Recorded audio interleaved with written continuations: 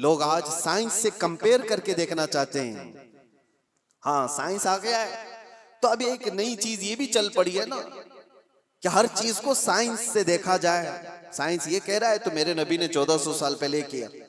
अरे हमारे नबी के फरमान को सही करने के लिए साइंस जैसी हजार चीजें आए, इसकी कोई हाजत नहीं। साइंस की थ्योरियां हर नए साल में बदलती रहती।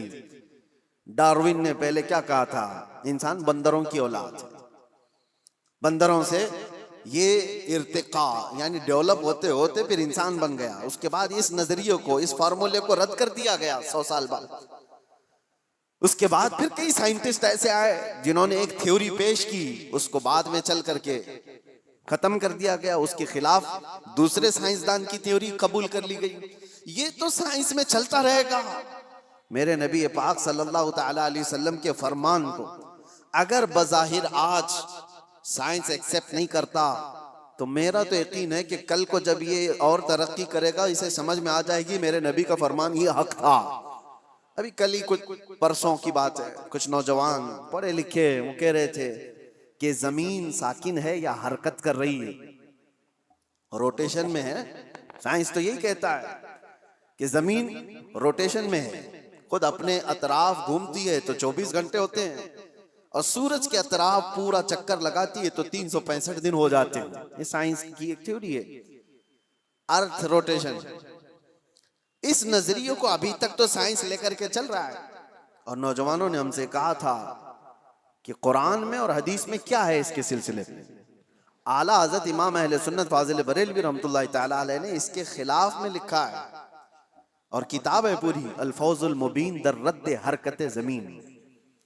जमीन हरकत नहीं कर रही है, जमीन अपनी जगह पर है। सूरज निकलता है और डूबता है। कुरान में अल्लाह ने फरमाया कि सूरज मशरिक से निकलता है, मगरिब में डूबता है। तो ये तो बात हुई।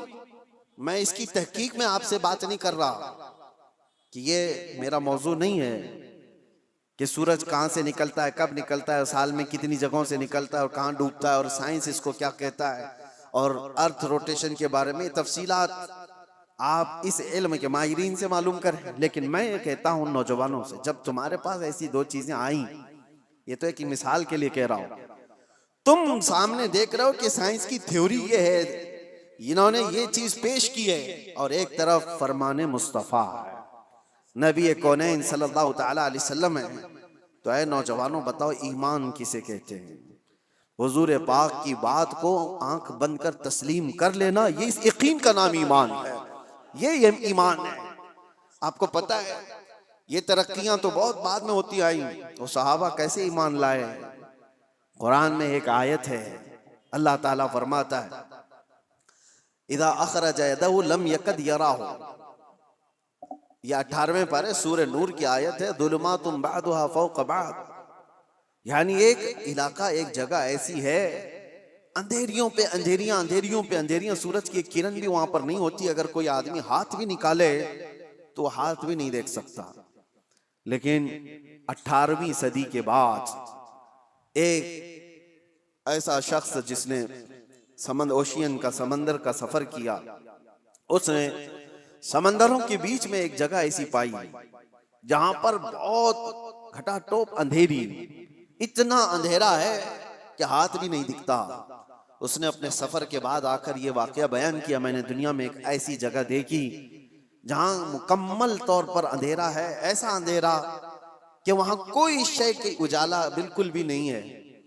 तो उसको किसी आलिम ने कहा, ये तो कुरान में अल्लाह के नबी सल्लल्लाहु तआला अलैहि वसल्लम ने जो आयत पढ़ी है, अल्लाह का हुक्म बयान किया है, ये मौजूद है।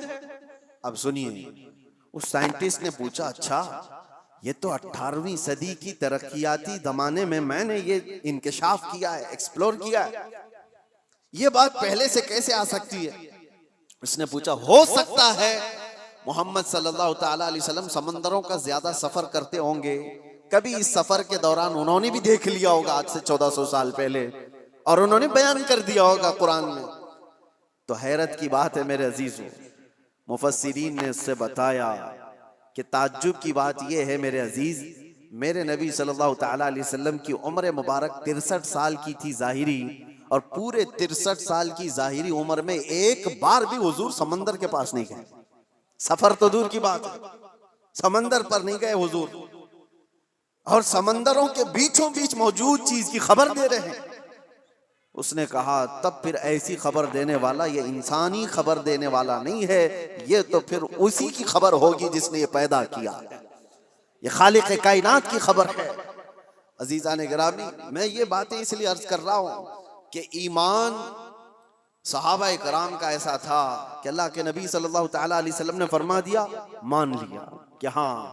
हुजूर ने फरमाया सबसे पहले रूए जमीन पर आने वाले कौन? आदम अलैहिस्सलाम। देखा किसी ने नहीं, सारे ने मान लिया कि हाँ आदम अलैहिस्सलाम आए थे, उनकी बीवी हजरत हव्वा थी। उनके बाद अंबिया का सिलसिला आया, हजरत शीस अलैहिस्सलाम, हजरत नूह अलैहिस्सलाम, हजरत इदरीस अलैहिस्सलाम, हजरत इब्राहीम, हजरत इस्माइल, हत्ता के पिछले जमाने के बहुत पेचीदा मसले थे जो ला यनहल जिसको कहते हैं, मतलब हल नहीं होने वाले। 550 साल तक यहूदी और ईसाई जंग करते थे। किस बात पे पता है? ईसा अलैहिस्सलाम को यहूदियों ने सूली पर चढ़ा दिया। ये आज भी मशहूर है कि वो सूली पर चढ़ गए। सुनिए, ईसा अलैहिस्सलाम के मुतालिक, ईसा अलैहिस्सलाम को कत्ल करने का नापाक इरादा बनाकर यहूदियों ने एक टीम तैयार की, और जिस दिन वो अपने घर पर मौजूद थे उस वक्त सारे लोगों ने घर का घेराव किया और एक शख्स को अंदर भेजा कि जाके देख कर क्या हो ईसा इब्ने मरियम है या नहीं। तो ईसा इब्ने मरियम को देखने के लिए यहूदी अंदर आया। अल्लाह तबारक व तआला की कुदरत कामिला ये है कि अल्लाह ने उस आए हुए शख्स को ईसा अलैहिस्सलाम की शक्ल दे दी और ईसा अलैहिस्सलाम को आसमानों पर उठा लिया, आसमानों पर उठा लिया। और वो शख्स घर के अंदर था, काफी देर तक वो बाहर नहीं आया। तो यहूदियों ने देखा कि कहाँ चला गया है, अभी तक जो मुआयना करने गया था आया नहीं। तो उस लोगों ने सोचा कि कुछ गड़बड़ ना हो जाए, तो सब घुस गए अंदर घर में और देखा कि बैठे हुए हैं ईसा इब्ने मरियम। उठाया, पकड़ करके ले आए बाहर। ईसा इब्ने मरियम नहीं थे, उनका ही शख्स था जिसको अल्लाह ने वो शक्ल दे दी थी। उसको ला करके फांसी पर चढ़ा दिया, सूली पर चढ़ा दिया। देखा नहीं, कुछ नहीं। उसके बाद फिर फिक्र में मुब्तला हो गए, हमारा आदमी कहाँ गया है जो अंदर देखने गया था। तो असल बात ये थी कि उसके धड़ का निचला हिस्सा उसका असली वाला ही हिस्सा नजर आ रहा था जो शख्स अंदर गया था। तो कुछ यहूदियों ने कहा ये तो हमारा ही आदमी है। तो लोगों ने फिर इख्तिलाफ ये किया कि अगर ये हमारा आदमी है तो ईसा इब्ने मरियम कहाँ गए, वो कहाँ चले गए। तो बाज ने कहा ये देखो ऊपर की शक्ल तो ईसा इब्ने मरियम की ही दिखती है। इस शक की जिंदगी में उनके 550 साल गुजर गए। 550 साल यहूदी ये कहते थे, ईसाई ये कहते थे, यहूदी ये कहते थे, ईसाई ये कहते थे। इन इख्तिलाफात को खत्म करने के लिए अगर कोई जात आई तो मोहम्मदुर रसूलुल्लाह की। मेरे आका सल्लल्लाहु तआला अलैहि वसल्लम जब तशरीफ लाए तो फिर आपने क्या फरमाया? कुरान की आयत उतरी, वमा क़तलूहु वमा सलबूहु वलाकिन शुब्बिह लहुम। अल्लाह ने फरमाया ना उन्होंने ईसा इब्ने मरियम को कत्ल किया है, ना सूली पर चढ़ाया, बल्कि अल्लाह ताला ने उनकी शबाहत, उनकी शक्ल दूसरे को दे दी थी। और अल्लाह ने वलाकिन रफ़अहु इलैहि, अल्लाह ने ईसा इब्ने मरियम को आसमानों पर उठा लिया है। ये अक़दा हल किसी ने किया है तो मेरे मुस्तफ़ा ने। दुनिया भर के ईसाइयों को भी एहसान मानना चाहिए कुरान का जो ऐसी गुत्थी है, क्योंकि ईसा अलैहिस्सलाम के बाद फिर कोई नबी आया नहीं जो बता सके। कौन बताएगा कि क्या हुआ था क्या नहीं। तो हजरत ईसा अलैहिस्सलाम के इस मसले को रसूलुल्लाह ने बयान फरमाया और सारे सहाबा ने उस पर कभी चूचिरा किया, सब ने मिनवान तस्लीम किया। बहुत सारे ईसाइयत से ईमान लाए हुए भी, यहूदियत से ईमान लाए हुए भी सहाबा मौजूद हैं। सबों ने मेरे आका की बात पर, फरमान पर यकीन कर लिया। आज इस बात की जरूरत है। अब मैं तस्दीक के बाद जो दूसरा स्टेप आता है उससे मैं कहता हूँ ये भी जरूरी नहीं कि आपने मान लिया कि मेरे नबी हक पर हैं, मेरे नबी का हर फरमान हक है, अल्लाह के रसूल जो फरमा दे वो 100% सारी चीजें सच हैं। मान लेने का मतलब भी नहीं है। ईमान तो मान लेने का मतलब हो गया, लेकिन उसके बाद इस्लाम का स्टेप भी तो है।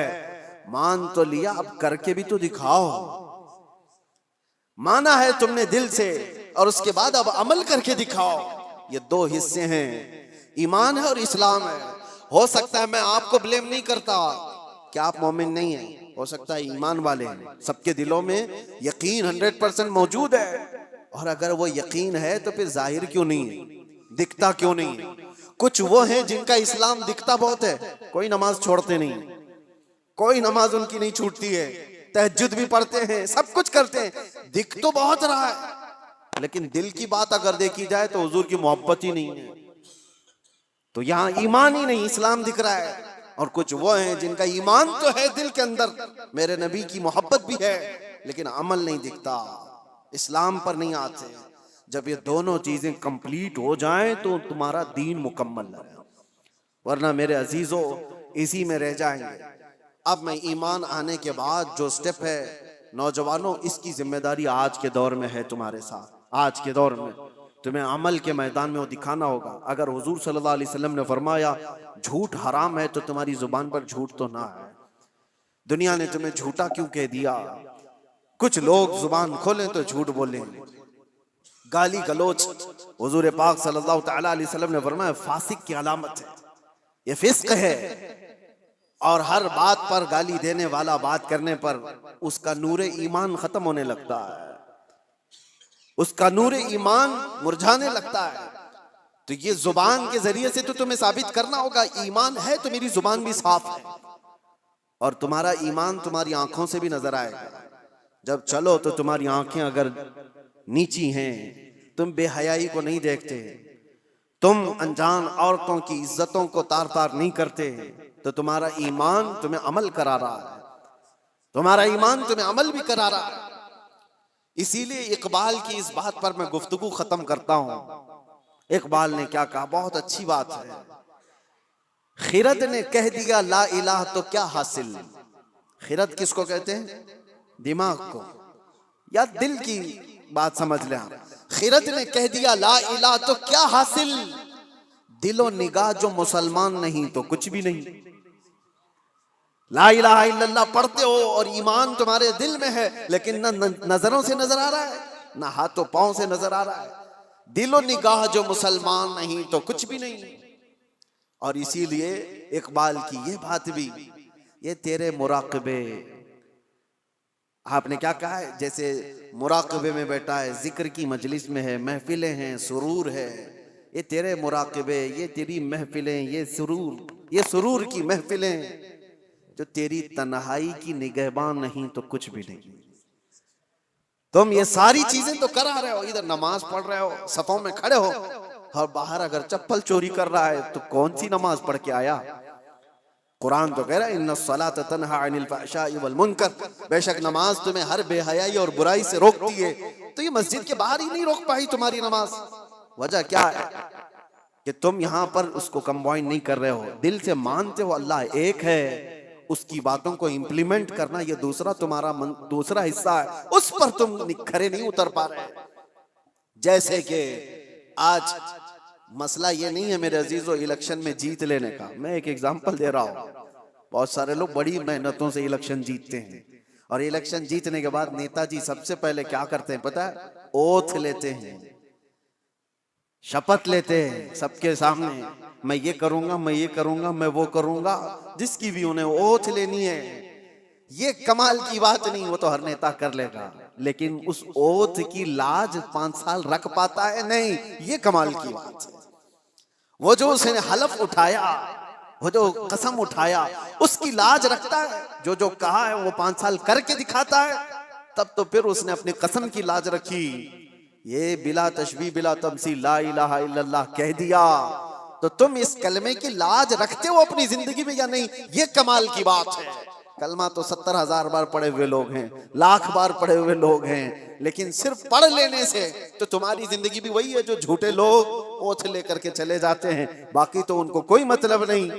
नहीं मेरे अजीजों, ईमान वाला जो है, आप ये भी मत समझें आप मुसलमान मस्जिद में हैं, अभी सारे मुसलमानों की शक्ल दिख रही है, बाजार में आप मुसलमान नहीं है, दुकान में आप मुसलमान नहीं है, घर में आप मुसलमान नहीं है, शादियों में आप मुसलमान नहीं है। मुसलमान 24 घंटे मुसलमान है, ईमान उसके साथ मुसलसल है। एक बात मुझे याद आती है, एक प्लेन में सफर के दौरान एक ऑस्ट्रेलियन नौजवान, वो न्यू मुस्लिम था या पुराना जो भी, लेकिन ईमान होना चाहिए ऐसे, एयर होस्टेस ने सर्व करते हुए उसको शराब दिया। जाहिर सी बात है इंटरनेशनल फ्लाइट्स में ये आम सी बात है, नॉर्मल समझा जाता है। उसने सर्व किया तो जवाब में उस नौजवान ने इनकार यूं नहीं किया कि मुझे नहीं चाहिए, बल्कि उससे यूं कहा आई एम ए मुस्लिम। ये कई लोगों को चुभ जाती है बात। उसने नहीं कहा मैं शराब नहीं पीता मुझे नहीं चाहिए, उसने जवाब में कहा आई एम ए मुस्लिम। उसे पता चलना चाहिए शराब और मुस्लिम अपोजिट चीज है, मुझे ही नहीं दोबारा किसी और को भी नहीं देना।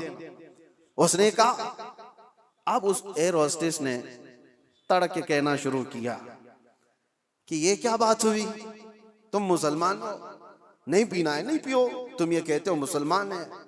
अरे इसमें होता क्या है, 8-9 घंटे की फ्लाइट है, रिलैक्स कर सकता है आदमी, दूसरे भी तो है इस फ्लाइट में बैठे हुए, वो तो पी रहे हैं, तुमने ये जवाब क्यों दिया। उसने बेतकल्लुफी में बात करते हुए एयर होस्टेस ने कहा, हालांकि उसको आर्ग्यू करने का हक नहीं था, ऐसी ही उसने बात की। तो सुनो मेरे अजीजों, उस नौजवान ने कहा ठीक है तुम कहती हो ये मुझे पीना चाहिए, तो तुम पहले पायलट को पिलाओ, पायलट को पिला कर क्या हो। तो उसने कहा पीता होगा जब लैंड हो जाएगी, जब वो अपने स्टेशन पर होगा, अभी तो वो ड्यूटी पे है, ऑन ड्यूटी ड्रिंक अलाउड नहीं है। उस नौजवान ने कहा मैं मुसलमान 24 घंटे ड्यूटी पर हूं, मैं अपनी लाइफ के हर हिस्से में मेरे मुस्तफा करीम सल्लल्लाहु अलैहि वसल्लम का वफादार हूं। यही बात तो है कि हजरत अब्दुल्ला बिन हुज़ाफा एक सहाबी हैं, उनसे एक रूमी बादशाह ने कहा था ऐसा नौजवान मुझे चाहिए, इतना ट्रेन, इतना यकीन वाला, इतना पावरफुल। बादशाह, रूमी बादशाह ने हजरत अब्दुल्ला बिन हुज़ाफा से ये कहा तू आजा मेरे पास, तुझे मैं वजीर बना लूंगा, और अगर नहीं तो आधी सल्तनत दे दूंगा, तू आजा मेरे पास, ऐसा मुझे एक नौजवान चाहिए। अब्दुल्ला बिन हुज़ाफा ने क्या कहा था जानते हो, कहा बादशाह सुन, तू आधी सल्तनत नहीं, तेरी पूरी सल्तनत, उसके बाद और एक सल्तनत, उसके बाद और एक सल्तनत पूरी मुझे दे दे, पलक झपकने के बराबर भी मैं मेरे नबी से बेवफाई नहीं कर सकता, उनके फरमान के खिलाफ नहीं जा सकता, दीन छोड़ना तो दूर की बात, उनसे एक पलक झपकने के बराबर भी बेवफाई नहीं कर सकता। यह है ईमान। अल्लाह हमें ऐसा ईमान अता फरमाए। व आखिर दावाना अनिल हम्दुलिल्लाहि रब्बिल आलमीन। अस्सलामु अलैकुम।